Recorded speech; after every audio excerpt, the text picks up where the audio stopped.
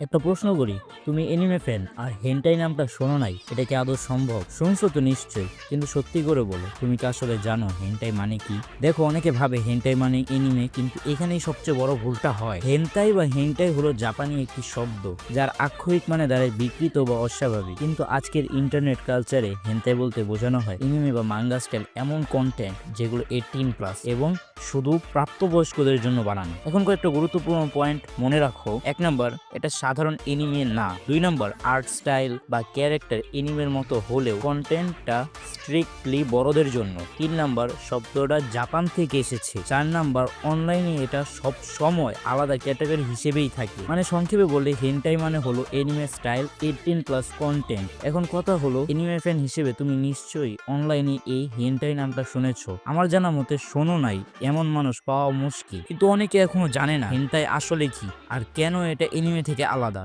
তাই তোমাদের সুবিধার জন্য আমি পুরোটা সহজ করে বললাম। আর আমার মতে এখন হেন্টাই নিয়ে আর কোনো কনফিউশন থাকার কথা না। কি, এটা কেন আলাদা, সব ক্লিয়ার। এখানে আরেকটা কথা বলি, একটা জিনিস আমি নোটিস করছি, আমার ভিডিওতে ভিউ আসে 900, 1000, কখনো তারও বেশি। তখন মনে হয় ওকে, ভিডিওটা মানুষ দেখছে, মানে কিছু একটা করছি আমি। কিন্তু যখন লাইকের দিকে তাকাই ভাই, তখন সত্যি বলতে মনটা ভেঙে যায়। ভাবি ভাই, ভিউ তো আছে, তাহলে লাইক এত কম কেন? এই জিনিসটা সত্যি একটু কষ্ট দেয়। যাই হোক, তোমাদের যদি এনিমে নিয়ে কোনো প্রশ্ন থাকে, চাই সেটা হেন্টাই হোক বা এনিমে কালচার, ক্যারেক্টার, স্টোরি, কমেন্টে আমাকে জানাতে পারো। আর ভিডিওটা যদি একটু হলেও কাজে লাগে, তাহলে একটা লাইক দিয়ে সাপোর্ট দিও। সত্যি বলছি, এই ছোট্ট জিনিসটাই ক্রিয়েটরদের সবচেয়ে বেশি মোটিভেট করে। কমেন্ট করবা, লাইক করবা, এই প্রমিসটাই কিন্তু চাই।